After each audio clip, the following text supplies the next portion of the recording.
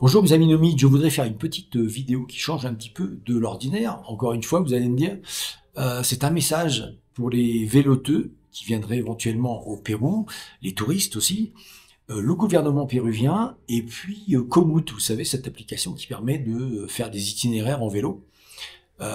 Tout d'abord, c'est au sujet des chiens errants au Pérou, et même pas des chiens errants, les chiens aussi qui appartiennent à quelqu'un.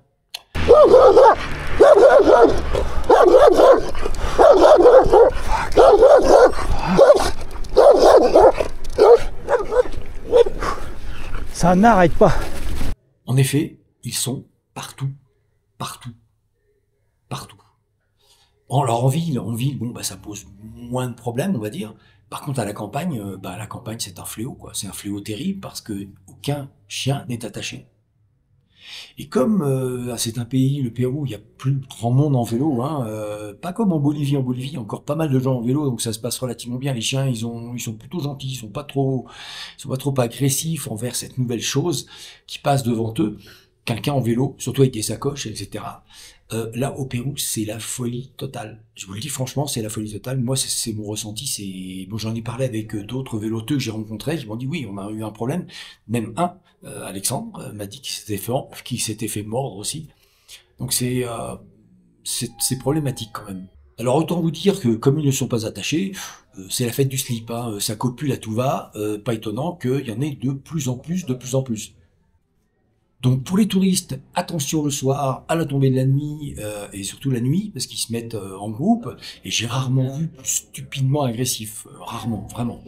Pour les véloteux, bah, c'est bizarre, continuez à pédaler comme si de rien n'était, surtout n'envoyez pas un coup de pied parce qu'il devient encore plus agressif, continuez juste à pédaler. Je me suis fait mordre parce que je me suis arrêté, j'ai essayé de m'arrêter. Bon, bon, voilà. Alors, heureusement, j'avais un pantalon assez large, avec le pince pantalon pour pas aller dans la chaîne. Et le pantalon était bouffant, un petit peu comme une culotte de golf. Ce qui fait il a mordu, mais il m'a juste pincé. Par contre, il a trouvé le pantalon. C'est sûr. Alors sachez-le, ils sortent de nulle part. Quelquefois, la ferme est à 200 ou 300 mètres. Ils partent comme des malades, on les entend aboyer, mais comme des fous sur une... Ils courent, pour venir nous joindre sur la route et nous agresser, c'est-à-dire à tourner autour du vélo, à aboyer comme des fous. Enfin, c'est incompréhensible, c'est complètement dingue. Alors, cher gouvernement péruvien, si je peux vous donner un conseil, je sais que je ne serai pas écouté, mais peu importe. Il y a une solution très simple, extrêmement simple, radicale, je vous assure, radicale. Et en plus, qui ne ferait pas de mal à grand monde, c'est d'attacher les chiens. Ordonnez à vos ouailles d'attacher leurs chiens. Plus de copulation, plus de morsures, plus de rage parce qu'il y a la rage. Et puis si un chien n'est pas attaché, alors forcément les bergers qui sont avec leurs moutons, le chien travaille. Mais le chien constamment détaché qui court de partout, non, quoi, c'est pas possible. Donc le meilleur moyen, c'est d'attacher son chien. C'est pas plus compliqué que ça. Et puis, personne n'empêche le chien de travailler, d'aboyer, de surveiller la ferme, même avec une longue laisse, on l'entend, quoi. On l'entend aboyer, c'est pas... Bon, voilà. Encore une autre chose, question d'hygiène. Je suis désolé, mais sur la route, pendant toute la traversée du Pérou, j'ai vu que... Enfin, c'est pas toute la traversée, une petite partie. J'ai vu que 2 busards et un pigeon se faire éclater par un véhicule.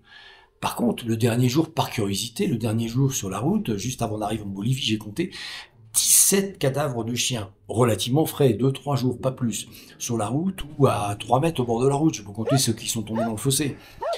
17 cadavres de chiens. Je vous parle pas de l'odeur, bien sûr, et personne ne viendra les ramasser, personne ne vient les ramasser. Au niveau hygiène, pas clair quand même, quoi. Alors maintenant, le dernier message, c'est pour Komoot. Komoot, c'est cette application, donc, pour faire les itinéraires en vélo. S'il vous plaît, Mister Komoot, à la campagne, ici, en Bolivie, au Pérou et même en Turquie, quand vous nous faites passer par les petits sentiers, les petits chemins, alors qu'on ne veut pas, ça c'est encore une autre histoire, les chiens attaquent. Vous nous envoyez à la mort, ou à la rage, si je puis dire.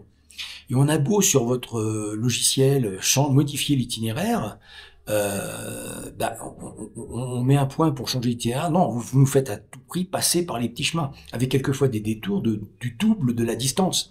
Complètement aberrant. Alors laissez-nous au moins choisir dans la petite liste là, dans la petite liste vélo de route, VTT, gravel, laissez-nous choisir route nationale uniquement.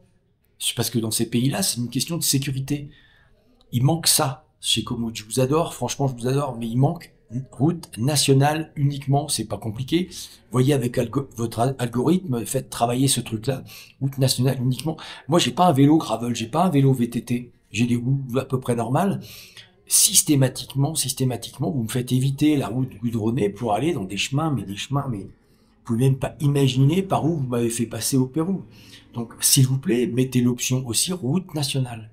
Merci Komoot, je vais mettre un hashtag Komoot pour que vous puissiez éventuellement retrouver cette vidéo et que vous puissiez faire quelque chose. Si moi j'en profite pas, peut-être que dans le futur, les prochains véloteux pourront en profiter. Uniquement route nationale, c'est tout ce que je demande.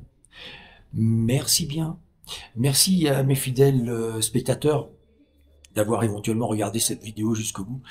C'était peut-être pas, ça ne vous concernait peut-être pas. C'était un petit message, une petite vidéo qui sortait un petit peu de l'ordinaire. À très bientôt, à la prochaine vidéo. Ciao.